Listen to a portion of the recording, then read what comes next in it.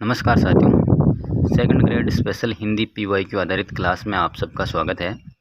इस क्लास में हम केवल उन प्रश्नों को ही हल करेंगे जो पिछली जितने भी सेकंड ग्रेड एग्ज़ाम हुआ है और उसमें हिंदी से संबंधित, हिंदी ग्रामर से संबंधित जो प्रश्न पूछे गए हैं उसको हम इस क्लास में, उन प्रश्नों को हम इस क्लास में हल करेंगे। हालांकि ये हिंदी की क्लास जो है वो बाकी एग्ज़ाम के लिए भी समान रूप से उपयोगी है, लेकिन हम इनमें ग्रेड सेकंड में पूछे गए प्रश्नों को हल करेंगे। तो यहाँ पे हमारा पहला प्रश्न है, चूँकि कल सेकंड ग्रेड का हिंदी का एग्ज़ाम है तो उसी को ध्यान में रखते हुए हम ये क्लास लेकर आए हैं। हमारा पहला प्रश्न है, राजा सेवक को कंबल देता है। वाक्य में रेखांकित शब्द के लिए कारक का सही क्रमांक है। राजा सेवक को कंबल देता है, तो इसमें कर्म कारक है, संबंध कारक है, संप्रदान कारक है या कर्ता कारक है। अब देखिए यहाँ पे ये को लगा हुआ है, को कारक लगा हुआ है, तो यहाँ पे आपको लगेगा कि इसमें जो है वो कर्म कारक है, लेकिन ये गलत है। राजा ने सेवक को कंबल देता है, राजा सेवक को कंबल देता है, तो राजा जो है वो सेवक के लिए कंबल देता है। यहाँ पर जो आप इसका प्रश्न को अगर अपने मन में सोचोगे तो सेवक के लिए कंबल देता है, तो यहाँ पे जो है वो अपना संप्रदान कारक आएगा, ना कि कर्म कारक। तो ये ऐसे प्रश्न है जो काफ़ी कन्फ्यूज वाले हैं, जो पिछले सेकंड ग्रेड एग्ज़ाम में पूछे गए हैं, तो उसी को ध्यान में रखते हुए हम ये क्लास लेके आए हैं। तो इस प्रश्न का जो हमारा उत्तर होगा वो होगा से, संप्रदान कारक। राजा सेवक के लिए कंबल देता है, ना कि सेवक को कंबल देता है। तो इसमें हमारा बिल्कुल राइट आंसर जो होगा वो होगा से वाला, इसका बिल्कुल राइट आंसर हो जाएगा। हमारा अगला प्रश्न है, मेरा वह पेन खो गया जो तुमने मुझे दिया था। यह वाक्य है। यह भी द्वितीय श्रेणी शिक्षक भर्ती परीक्षा में पूछा गया है। तो हम केवल उन्हीं प्रश्नों को यहाँ पे लेके आए हैं जो सेकंड ग्रेड में पिछली भर्ती परीक्षाओं में पूछे गए हैं। तो आप क्लास को अंत तक जरूर देखें। ये आपको कल होने वाली सेकंड ग्रेड हिंदी परीक्षा के लिए काफ़ी महत्वपूर्ण क्लास है। मेरा वह पेन खो गया है जो तुमने मुझे दिया था, यह वाक्य है। मिश्रित वाक्य है, संयुक्त वाक्य है, साधारण वाक्य है या इनमें से कोई नहीं। तो यहाँ पे ये जो यहाँ पे चिन्ह आ रहा है, तो यहाँ पे साधारण वाक्य तो होगा नहीं, संयुक्त वाक्य भी नहीं है, क्योंकि संयुक्त वाक्य में और, तथा, एवं, वह या अथवा, किंतु, परंतु जो है वो संयोजक सूचक या वियोजक सूचक शब्द जो है वो संयुक्त वाक्य में लगते हैं। जो, सो या अथवा, ये जो है जो शब्द जो है वो मिश्रित वाक्य में लगता है। तो यहाँ पे जो है वो यहाँ पे मिश्रित वाक्य इसका राइट आंसर हो जाएगा। ए वाला ऑप्शन इसका बिल्कुल राइट हो जाएगा, क्योंकि इसमें एक स्वतंत्र वाक्य है, मेरा वह पेन खो गया, और एक स्वतंत्र वाक्य है, जो तुमने मुझे दिया था। क्योंकि जिस वाक्य में एक स्वतंत्र वाक्य और एक आश्रित उपवाक्य होता है उसमें मिश्रित वाक्य कहलाता है। तो यहाँ पे हमारा ए वाला ऑप्शन बिल्कुल राइट हो जाएगा।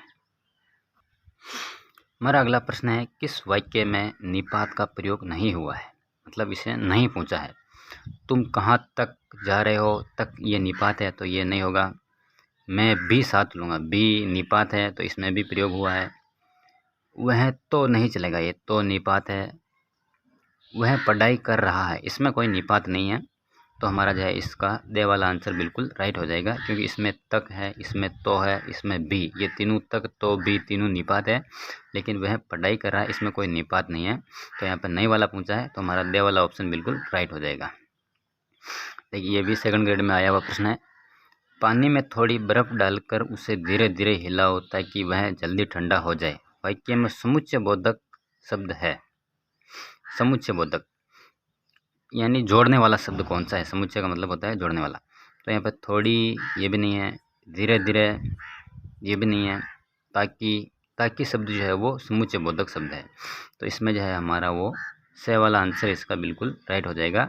ताकि शब्द जो है वो समुच्चय बोधक शब्द है। हमारा अगला प्रश्न है, निम्न अंकित में संकेतार्थक वाक्य है। वह कल जयपुर जाएगा, इसमें कोई संकेत नहीं है, ये नहीं होगा। यदि वह कहेगा तो मैं भी जाऊंगा, देखिए ये संकेतार्थक वाक्य है, क्योंकि यदि वह कहेगा तो मैं भी जाऊंगा, ये स्पष्ट रूप से जो है वो संकेतार्थक वाक्य है। कक्षा में शोरगुल मत करो, ये निषेधार्थक वाक्य है। मेरी बात ध्यानपूर्वक सुनो, ये भी नहीं है। तो यहाँ पे हमारा बे वाला आंसर जो है वो बिल्कुल सही हो जाएगा। यदि वह कहेगा तो मैं भी जाऊंगा, ये संकेतार्थक वाक्य है। हमारा अगला प्रश्न है,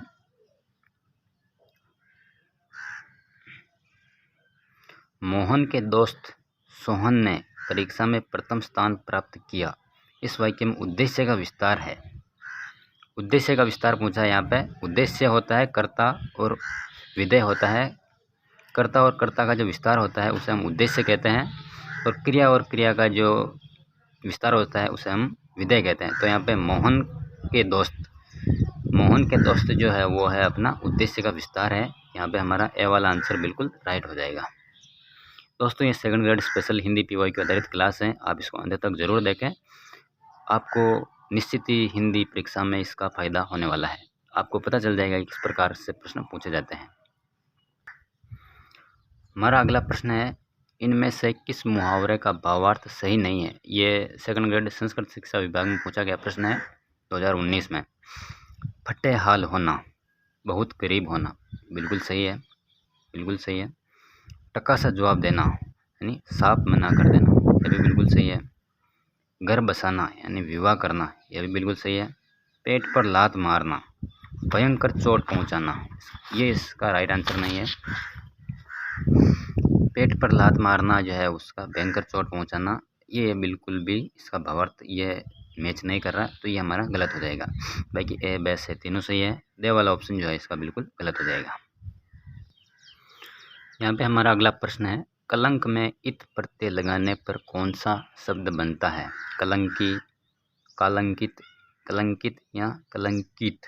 तो जो कलंक शब्द है उसमें हम इत प्रत्यय लगाएंगे तो वो हो जाएगा कलंकित। कलंकी नहीं बनेगा, कलंकित भी नहीं बनेगा, कलंकित इसका बिल्कुल राइट आंसर होगा।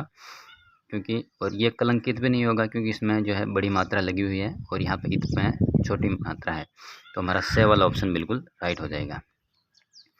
हमारा अगला प्रश्न है, किस क्रम में गुणवाचक तद्धित प्रत्यय है? ईर्ष्यालु, बबुआ, वैराग्य या घृणास्पद। तो जो गुणवाचक तद्धित प्रत्यय है वो है ईर्ष्यालु। तो यहाँ पे जो है हमारा ए वाला आंसर इसका बिल्कुल राइट हो जाएगा। ईर्ष्यालु जो है वो गुणवाचक प्रत्यय है। यहाँ पे हमारा अगला प्रश्न है, निम्न में से किस शब्द में उपसर्ग नहीं है? आचार, आचार, विचार या प्रचार। तो जो आचार शब्द है उसमें आ उपसर्ग है और चार जो है वो मूल शब्द है, तो इसमें आ उपसर्ग हो गया। प्रचार में प्र उपसर्ग है, चार मूल शब्द है। विचार में वी जो है वो उपसर्ग लगा हुआ है और चार जो है यहाँ पे मूल शब्द है। आचार में कोई उपसर्ग नहीं है क्योंकि ए कोई उपसर्ग नहीं होता, वी उपसर्ग होता है, प्र उपसर्ग होता है और आ उपसर्ग होता है। तो यहाँ पे उपसर्ग नहीं है पूछा है, तो बे, दे, से में उपसर्ग है और यहाँ पे ए में कोई उपसर्ग नहीं है, तो यहाँ पे हमारा ए वाला ऑप्शन बिल्कुल राइट हो जाएगा। यहाँ पे हमारा अगला प्रश्न है, किस शब्द में कर्ण तत्पुरुष समास है? पथभ्रष्ट, गुणयुक्त, जीवनदान या स्वर्ग पतित। तो जो कर्ण तत्पुरुष समास होता है यानी कर्ण का मतलब होता है साधन, कर्ता ने कर्म को कर्ण से या द्वारा। तो यहाँ पे पथभ्रष्ट, ये है पथभ्रष्ट, इसमें नहीं होगा क्योंकि इसमें अपादान तत्पुरुष समास होगा। पथ से भ्रष्ट यानी पथ रास्ते से भटका हुआ, तो इसमें अपादान हो जाएगा। गुणयुक्त, गुण से युक्त, तो इसमें जो है वो हमारा कर्ण तत्पुरुष समास होगा। जीवनदान में नहीं होगा, स्वर्ग पतित नहीं होगा। यहाँ पे ये दोनों कंफ्यूज कर सकते हैं ए और बे। तो पथभ्रष्ट जो है ये इसमें अपादान तत्पुरुष समास है और गुणयुक्त जो है इसमें कर्ण तत्पुरुष समास है। यहाँ पे हमारा बे वाला ऑप्शन बिल्कुल राइट हो जाएगा। दोस्तों, आपको ये क्लास अच्छी लगे तो इसे लाइक, शेयर और हमारे चैनल को सब्सक्राइब जरूर करें। यहाँ पे हमारा अगला प्रश्न है संधि से संबंधित। रामायण शब्द का सही संधि विच्छेद होगा राम प्लस अयन, राम प्लस आयन, राम प्लस अयण या राम प्लस अयण। तो राम प्लस अयन नहीं होगा और राम प्लस अयण भी नहीं होगा, अयण भी नहीं होगा, राम प्लस अयण नहीं होगा। इसका सही संधि विच्छेद जो होगा वो होगा राम प्लस अयन। ये दोनों जब मिलेंगे तो यहाँ पे रे की वजह से ये न जो है वो ण में बदल जाएगा और इसका जो शुद्ध रूप होगा वो होगा रामायण। तो रामायण का जो सही संधि विच्छेद है वो होगा राम प्लस अयन। तो यहाँ पे हमारा ए वाला ऑप्शन बिल्कुल राइट हो जाएगा। ये काफ़ी कंफ्यूज करने वाला प्रश्न है, तो आप इसको अच्छे से देखें। हमारा अगला प्रश्न है, प्रेक्षण शब्द बना है प्रे प्लस इक्षण, प्रे प्लस रिक्षण, प्रे प्लस एक्षण या प्रे प्लस एक्षण। तो जो प्रेक्षण शब्द बना है इसका हम संधि विच्छेद करेंगे तो वो होगा प्रे प्लस इक्षण। यहाँ पे बड़ी ई आएगी और रे और ई मिलकर जो है यहाँ पे आई की मात्रा हो जाएगी। ये ए और ई मिलकर जो है आई की मात्रा हो जाएगी, इसमें गुण संधि है, तो यहाँ पे जो है हमारा ए वाला ऑप्शन बिल्कुल राइट हो जाएगा। दोस्तों आशा करता हूँ ये क्लास आपके लिए हेल्पफुल साबित हो। इस क्लास में इतना ही, मिलते हैं नेक्स्ट क्लास में, तब तक के लिए धन्यवाद।